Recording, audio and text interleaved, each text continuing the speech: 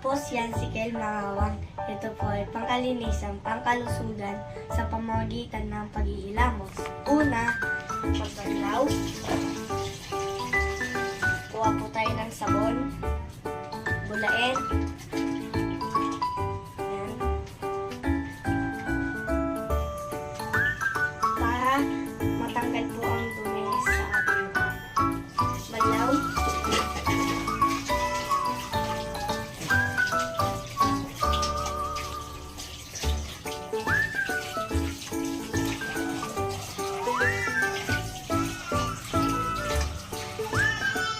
At kuha po tayo ng tuwalya.